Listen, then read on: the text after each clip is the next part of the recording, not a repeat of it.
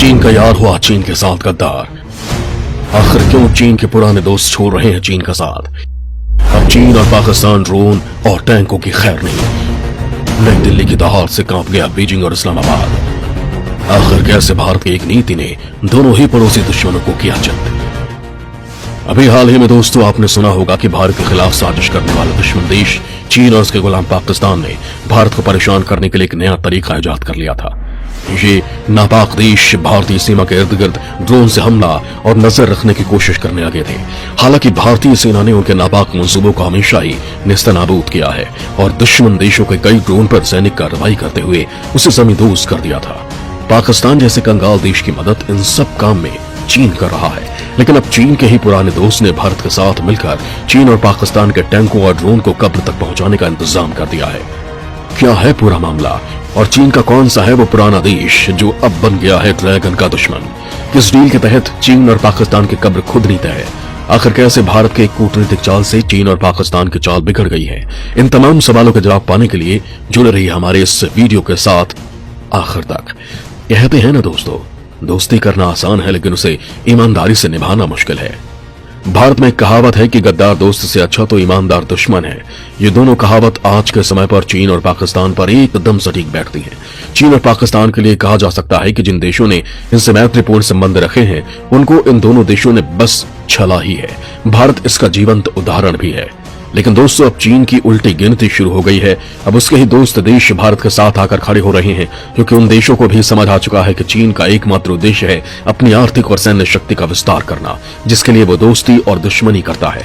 चीन का तो अब वो दोस्त उसका दुश्मन हो गया है जो पहले पश्चिमी देश था, जिसने 9 मई 1950 को चीन जनवादी गणराज्य के साथ आधिकारिक राजनयिक संबंध स्थापित किए थे।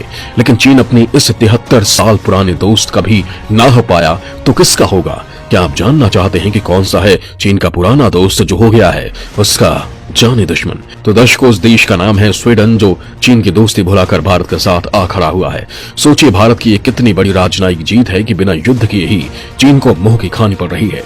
अगर इसी तरह चीन के सारे दोस्त भारत के साथ कूटनीतिक और मैत्रीपूर्ण रिश्ते बनाने लगे तो चीन राजनयिक और कूटनीतिक रूप से वैश्विक पटल पर बुरी तरह से हार जाएगा, जिसके बाद उसे अपनी विस्तारवादी सोच पर विराम लगाना ही होगा। इसी क्रम में चीन के पुराने दोस्त स्वीडन ने भी चीन के साथ दुश्मनी का खुला ऐलान कर चीन को बता दिया है कि वो अब भारत के साथ खड़ा है और चीन और पाकिस्तान को बर्बाद करने के लिए उसे हथियार भी देगा।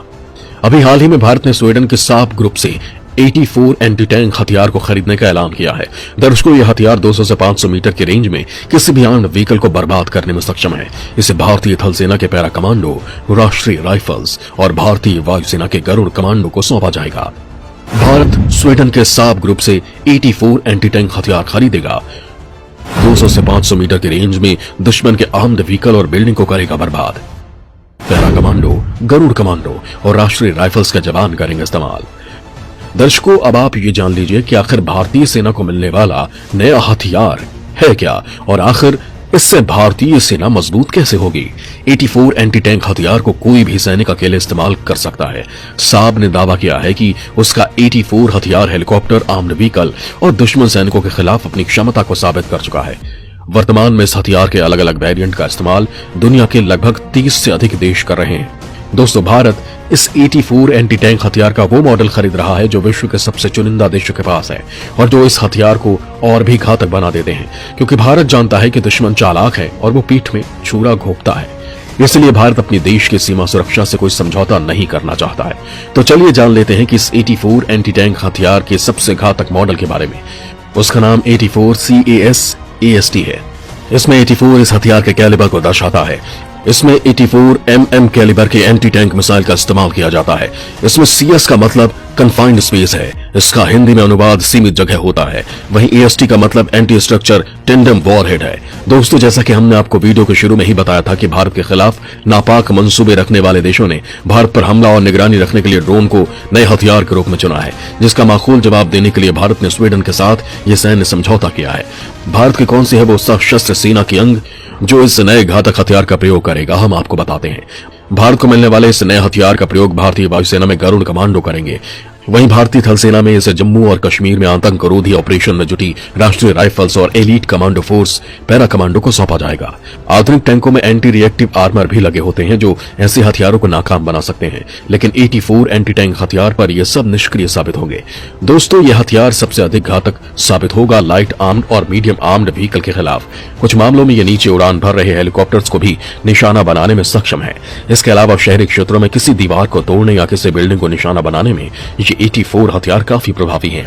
इसकी सबसे बड़ी विशेषता यह है कि 84 को फायर करते समय लॉन्चर से पीछे की तरफ लगने वाला फोर्स काफी कम है। ऐसे में किसी छोटे कमरे से भी 84 हथियार को लॉन्च किया जा सकता है, जबकि इसका प्रतिद्वंदी कार्ल गुस्ताव लॉन्चर काफी ताकतवर होता है। इस वजह से इसे किसी बंद कमरे से फायर करना खतरनाक हो सकता है। अब हम आपको इसके वजन और इसकी मारक क्षमता से भी रूबरू करवाते हैं। इस छोटी दूरी में घातक मार करने वाले 84 एंटी टैंक का वजन 8 किलोग्राम के आसपास है। इसके जरिए फायर किए गए गोली की रफ्तार 220 मीटर प्रति सेकंड की है। 84 एंटी टैंक हथियार की रेंज 200 से 500 मीटर तक की है। इसके एक लॉन्चर से सिर्फ एक बार ही फायर किया जा सकता है, इसके बाद लॉन्चर बेकार हो जाता है। ये भारतीय सेना के इस्तेमाल किए जाने वाले कार्ल गुस्ताव राइफल की अपेक्षा इसको सेना द्वारा अपने साथ रखना काफी आसान है। यही कारण है कि भारत ने इसे अपनी सेना के लिए चुना है। एक बार फायर करने की क्षमता के कारण 84 को काफी हल्का बनाया गया है। ऐसे में एक सैनिक इसके कम से कम 3 यूनिट को लेकर युद्ध के मैदान में जा सकता है। ऐसे में इसका मैन्युफैक्चरिंग कॉस्ट भी दोबारा इस्तेमाल होने वाले लॉन्चर्स की तुलना में कम होता है। इसमें गोले को गाइड करने के लिए सिस्टम लगा हुआ है। इससे फायर करने पर किसी राइफल की गोली की तरह रॉकेट निकलता है और निशाने को हिट करता है। देखा जाए तो विश्व को इस बात का अंदेशा अब लगभग हो चुका है कि चीन अपने आर्थिक हितों को पूरा करने और विश्व शक्ति बनने की सनक में कुछ भी कर सकता है। चीन अपने आर्थिक हितों को साधने के लिए कई द्वीप देशों को बड़े बड़े आर्थिक कर्ज प्रदान करता है, और जब वो देश इस कर्ज को चुकाने में असमर्थ हो जाते हैं तब चीन उनके जमीन प्रयोग अपने विस्तारवादी घटिया सोच के लिए करता है, जिसका ताजा उदाहरण पाकिस्तान है, जो अब लगभग चीन की कॉलोनी बन चुका है, जो चीन के रहमो करम पर जिंदा है। लेकिन चीन और पूरा विश्व जानता है कि साउथ एशिया में भारत ही ऐसा देश है जो चीन के खतरनाक मंसूबों पर रोक लगा सकता है। इसलिए पहले चीन के दुश्मन देश और अब तो चीन के पुराने दोस्त भी चीन की घटिया सोच के खिलाफ भारत के साथ आ खड़े हुए हैं। चीन को भी पता है कि वो भारत के साथ सीधा नहीं उलझ सकता, क्योंकि भारत से उसके काफी बड़े आर्थिक हित जुड़े हैं, और एक बार भारत चीन पर आर्थिक सर्जिकल स्ट्राइक कर चुका है, जिसका खामियाजा चीन को भारी आर्थिक नुकसान उठाकर करना पड़ा था। इसलिए चीन अब पाकिस्तान को मोहरा बनाकर अलग अलग चाल और कपट करता है। लेकिन भारतीय सैनिक भी चीन और उसके पिट्ठू पाकिस्तान को माकूल जवाब देना जानते हैं, और ये बात इस्लामाबाद और बीजिंग अच्छे से जानते हैं। दोस्तों, वीडियो को लाइक और चैनल को सब्सक्राइब करना बिल्कुल भी ना भूलें।